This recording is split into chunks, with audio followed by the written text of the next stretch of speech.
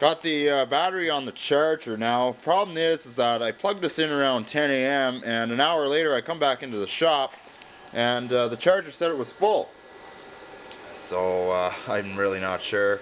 So around 11 o'clock I turned it back on and set it for 2 amperes, and it's been sitting for about 3.5 hours, 4 hours now, and it's at 75% charge.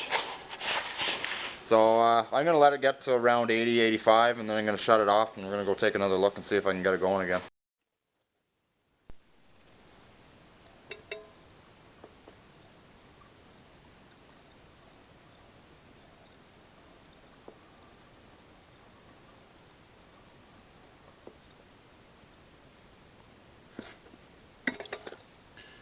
There, that should be sufficient.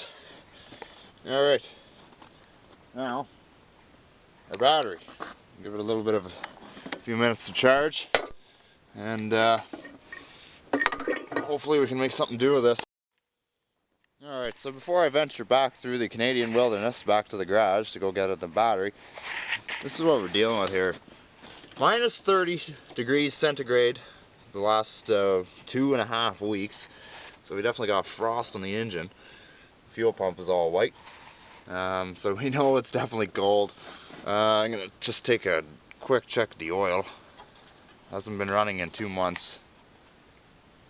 Yeah, we're definitely up there. Do I have a piece of paper towel in here? Probably not.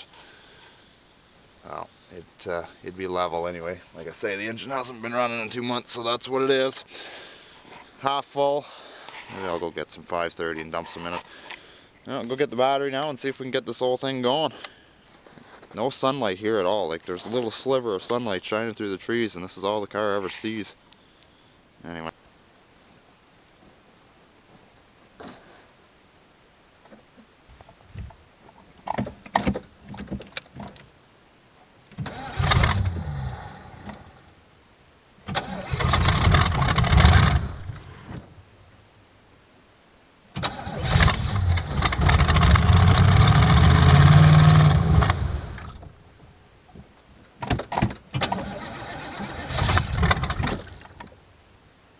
Might have ran it out of fuel.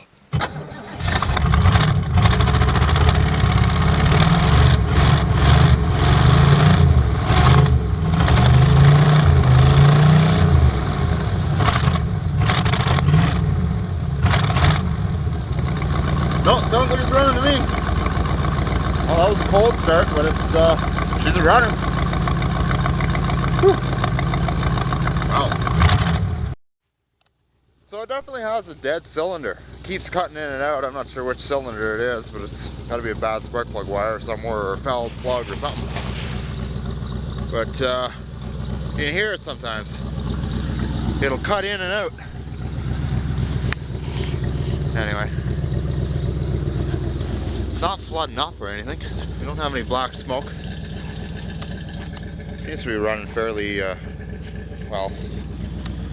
It's not running rich. Can't smell any fumes, so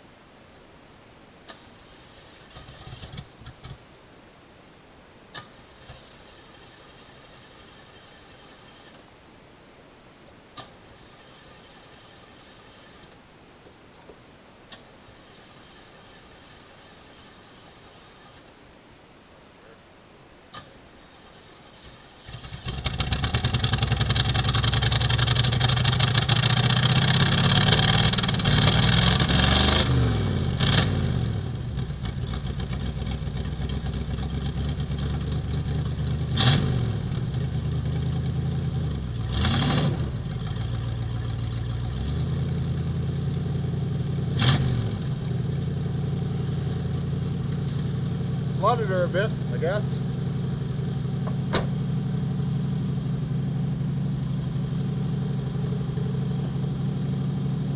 Well, there's not a hope that car is coming out of there anytime soon. Well, that'd be it for today, boys. She's a runner. Little view of the inside, if we can see anything. It's kind of dark, but, you know, Not much different interior-wise compared to the Cutlass Sierra. The interior is pretty well the same. Let's give her a restart here. Now it fires right up.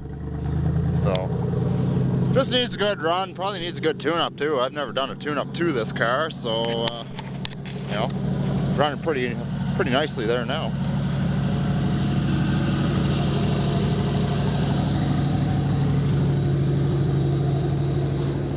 Soon she'll be getting all fixed up, painted and everything.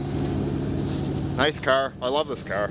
I really do. I'm glad it's home now finally, and you know, even though nothing has been done to it in 5 years, I'm just finally glad it's home, and now I can finally spend some time and restore it. So, because this car really is worth it. You know, it always was. Any car is really worth it. You know, but yeah. I really do enjoy. I take a lot of pride in preserving and restoring old vehicles like this. So I really do love the color scheme on this car. It was always something I really did and love. Really loved when I first seen it. It's like wow. So everything's all froze up so bad. I tried rolling the window down on the passenger side and it wouldn't have it. So the alternator, unfortunately, did quit in this car. The alternator is not charging the battery in the least, so I'm going to take it out and you know, take it inside, because there's no sense in having it go dead. No sense having that battery go flat and then freeze, and then that battery's totally no good to me. You know?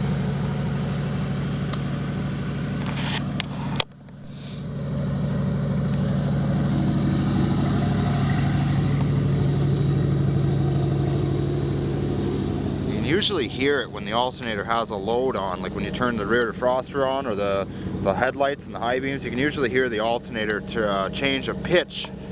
There's usually a different pitch in the way it runs. You can usually hear it, or at least a gearhead would be able to hear it. A lot of you guys know what I'm talking about, but you can't hear the pitch at all anymore. It's not even charging. So, awesome car. Totally love it. Take you around back, all covered in snow, of course. You know, I'm not even going to try and attempt to pop the trunk, because that's just not going to happen. I'll never get it shut with all that ice and snow on there.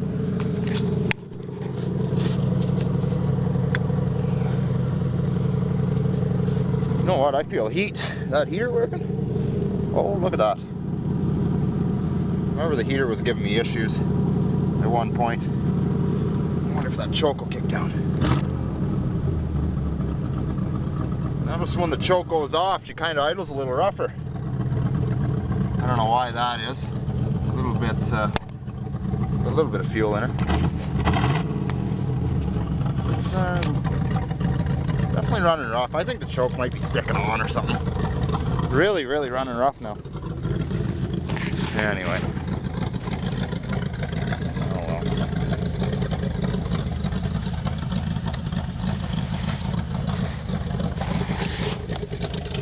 Carburetor issue. Oh well, you gotta love it.